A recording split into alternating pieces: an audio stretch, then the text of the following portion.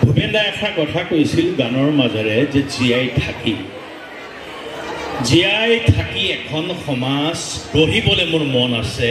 ভূপেন দাই কৈছিল গানৰ মাজেৰে যে জীয়াই থাকি এখন সমাজ গঢ়িবলৈ মোৰ মন আছে, য'ত সোণতকৈও এই মানুহৰ দাম অলপ হ'লেও বেছি আছে।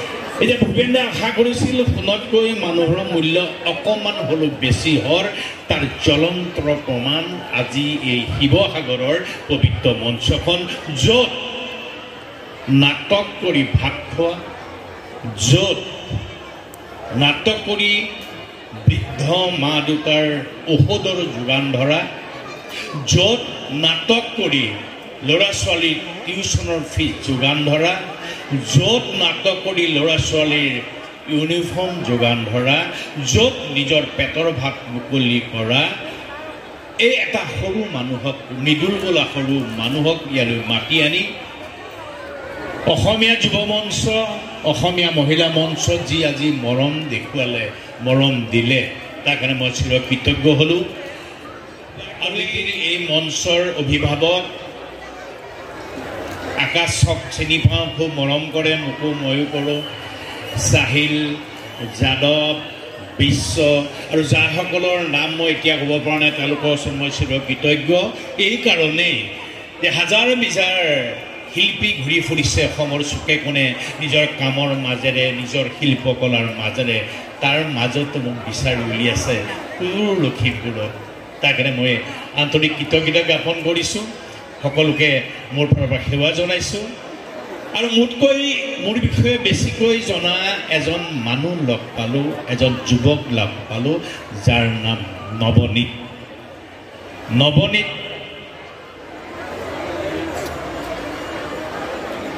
নকটানী হাজৰিকা। মোৰ জন্মৰ পৰা এতিয়ালৈকে যিমানখিনি কথা মোৰ মা দেউতাই জানে, যিমানখিনি কথা মই মা দেউতাৰ পৰা শুনিছোঁ, সিমানখিনি কথাই আজি মই তেওঁৰ পৰা শুনিছোঁ।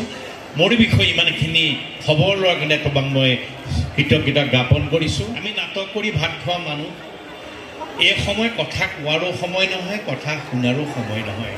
এয়া বিহুৰ সময়, সংগীতৰ সময়, ঢোলৰ বাজানা শুনাৰ সময়, পেপাৰ মাত শুনাৰ সময়, নাচনীৰ লাহি কঁকাল ভঙাৰ সময়। তাৰ মাজতো মাতি আনিছে এজন নাটক কৰা মানুহক, যিজন মানুহৰ চিনাকি কেৱল নাটক, নাটক, নাটক, বিশুদ্ধ নাটক। যিহেতু মই নাটকৰ মানুহ, নাটকৰ মাজেৰে আপোনালোকক মই সমাজৰ কথা ক'বলৈ চেষ্টা কৰোঁ, কৰি যাম। আজি মোক যি মৰম দিলে, এই মৰমৰ যোগ্য মই কিমান দূৰ হয় নহয় মই নাজানো, কিন্তু মৰমৰ যোগ্য বুলি ভবাৰ কাৰণে মই পুনৰবাৰ সকলোকে সেৱা জনাইছোঁ। ৰাতিপুৱাৰ পৰা এতিয়ালৈকে মোৰ লগত এই কৰ্মব্যস্ততাৰ মাজতো প্ৰতিজন যুৱক, অসমীয়া যুৱ মঞ্চৰ প্ৰতিজন যুৱক মোৰ লগত আছে, মনে প্ৰাণে আছে, তেওঁলোকক মই কৃতজ্ঞতা জ্ঞাপন কৰিছোঁ। আৰু মই এটা কথা ক'ব বিচাৰিছোঁ, হয় আপোনালোকে মনে মনে ভাবি আছে হাজিৰা কৰিছিলে নেকি? সঁচাকৈ মোৰ পিন্ধিবলৈ চোলা পেণ্ট নাছিল নেকি? সঁচাকৈয়ে মোৰ এই হাত দুখনে কেতিয়াবা লোকৰ ঘৰৰ বেৰ লিপিছিলে নেকি? সঁচাকৈ এই মৃদুলৰ হাতখনে কোনোবা নতুনকৈ বনোৱা ঘৰত গুৱাহাটীৰ পানী দিবলৈ ঠিকা লৈছিল নেকি?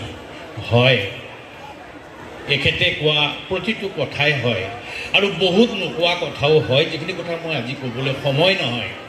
এটা কথাই কওঁ, মোৰ মা দেউতাই জন্ম দিয়াৰ পিছত এটা কথাই কৈছিল, একো দিব পৰা নাই। সঁচাকৈ আমি একোৱেই পোৱা নাছিলোঁ, কিন্তু সততা কি বুজি পাইছিলোঁ, মৰম কি বুজি পাইছিলোঁ। সেইকাৰণে চাগে আজি মানুহৰ মাজত মৰম ল'বলৈ, মৰম বিলাবলৈ সক্ষম হৈছোঁ। নাটকৰ মাজত আপোনালোকক পাওঁ, ইয়াত বহি থকা প্ৰতিজনে আজি হয়তো সংগীতৰ শ্ৰোতা, দৰ্শক, কিন্তু এই সকলো মোৰ কাৰণে সন্ধিয়া হৈ পৰে। মোৰ ভগৱান, নাটকৰ ভগৱান আমাৰ সন্মুখত বহি থকা সকলোতকৈ মূল্যৱান। বহুত বিশেষ কথা নকওঁ, উগুল থুগুল মন হৈ আছে সংগীতৰ সন্ধিয়াৰ বাবে সকলোকে মোৰ ফালৰ পৰা আন্তৰিক শুভেচ্ছা জনাইছোঁ।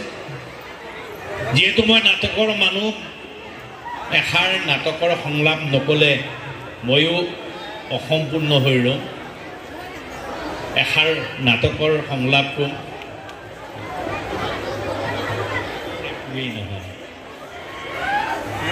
আমি নাটক কৰা মানুহবিলাকে ভাবোঁ যে আমি নাটক কৰি গুচি যোৱাৰ লগে লগে আমাক মানুহে পাহৰি যায় নেকি, আমাৰ সংলাপবিলাক পাহৰি যায় নেকি।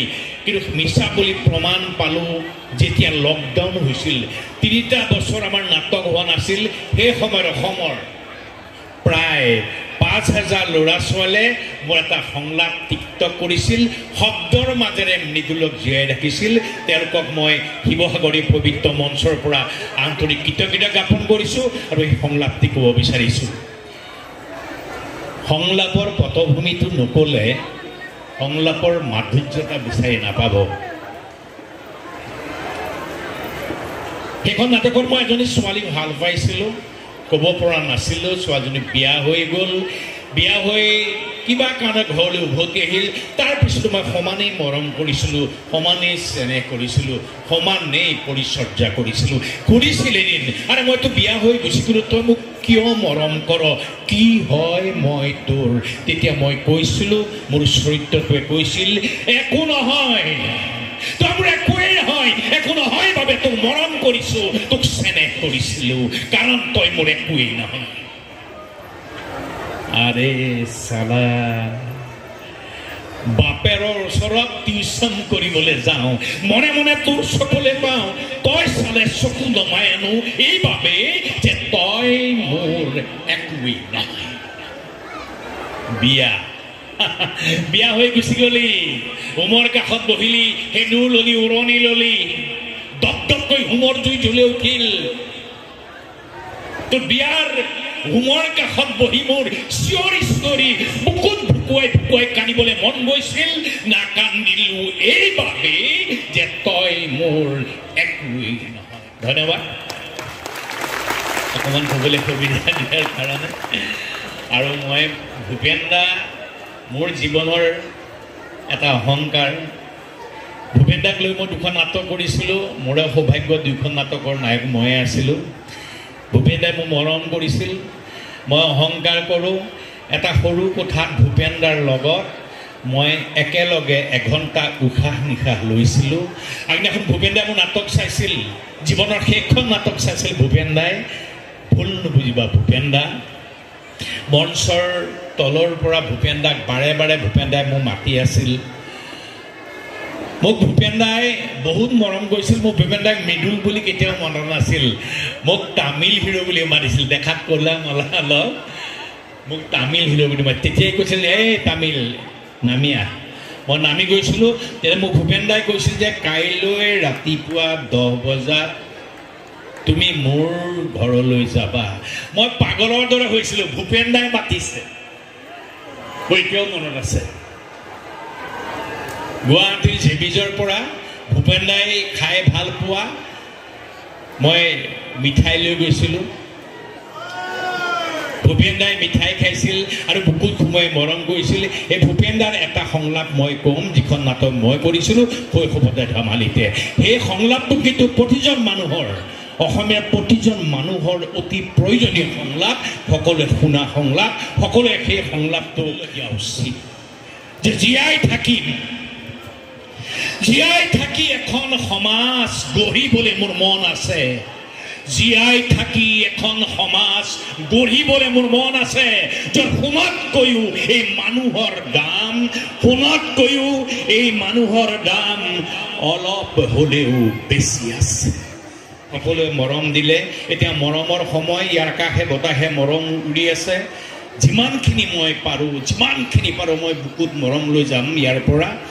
আৰু আপোনালোকৰ এই বহুমূলীয়া সময়খিনিক মোক দিয়াৰ কাৰণে মই চিৰকৃতজ্ঞতা জ্ঞাপন কৰিছোঁ। সুখেৰে থাকক, আপোনালোকে এটা আশীৰ্বাদ কৰক। মই থিয়েটাৰৰ মানুহ, মই পণ কৰিছোঁ এখন থিয়েটাৰ, প্ৰত্যেকেই জানে বিশুদ্ধ নাটক কৰাৰ মই পণ কৰিছোঁ। 33টা বছৰ কৰি আছোঁ আৰু কৰি যাম। নাটকৰ মাধুৰ্য অন্ততঃ মই থিয়েটাৰত হেৰাবলৈ নিদিওঁ। নাটকৰ আজি যি বদনাম হৈছে, ভ্ৰাম্যমানৰ আজি বদনাম হৈছে, চাৰ্কাছ বুলি কয়, আমাক চিত্ৰহাৰ বুলি কয়, তাৰ পৰা বহু যোজন দূৰত মই ভ্ৰাম্যমানক থিয় কৰাৰ মই চেষ্টা কৰি আছোঁ। আশীৰ্বাদ কৰিব। মোৰ লগত হাজাৰজন এদিন হ'লে ওলাই আহিব।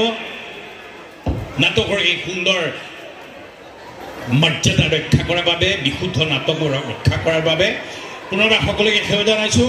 আহ্বায়ক কমিটিক সেৱা জনাইছোঁ। বহুত মৰম দিলে। সকলোকে বিহুৰ শুভেচ্ছা জনাইছোঁ। সুখেৰে থাকক, সমৃদ্ধিৰে থাকক, সকলোৱে হাঁহি থাকক তাৰে কামনা কৰিছোঁ। আপোনালোকৰ লগতে আমিও যাতে হাঁহি থাকোঁ আৰু ইয়াত উপস্থিত থকা প্ৰতিজনৰ কাষৰজনৰ কাৰণে এটা বহুত দীঘলীয়া হাত চাপৰি দিয়ক, যিটো হাত চাপৰিয়ে শিৱসাগৰ পাৰ হৈ ভাৰতবৰ্ষৰ প্ৰতিটো কোণলৈ বতাহ তুলিলে তাৰে কামনা কৰিছোঁ। ইমান দৰ্শক, ইমান মানুহ থিয়েটাৰৰ পিছত মই খুব কম পাওঁ। বিহুৰে বতৰ চলি আছে, যিহেতু বিহু। এই সময়ত মোৰ মা ঢুকাইছে। মাৰ আত্মাৰ কাৰণে মই আপোনালোকৰ ওচৰত প্ৰাৰ্থনা কৰিছোঁ, আশীৰ্বাদ কৰিব, মায়ে যাতে স্বৰ্গত থাকে। আৰু এই সুন্দৰ সময়খন মই হেৰুৱাব খোজা নাই। আপোনালোকে মোক এটা আশীৰ্বাদ কৰিব, যাতে যদিও মোৰ মা নাই, ইয়াত মোৰ মা সদৃশ বহুত মানুহ আছে, সকলোৱে মোক আশীৰ্বাদ কৰিব যাতে সুন্দৰকৈ জীয়াই থাকিব পাৰোঁ, সমাজৰ কাৰণে কিছুমান ভাল ভাল নাটক কৰি কাম কৰি জীয়াই থাকিব পাৰোঁ। মই সেৱা জনাইছোঁ, মোক আশীৰ্বাদ কৰিব। ধন্যবাদ।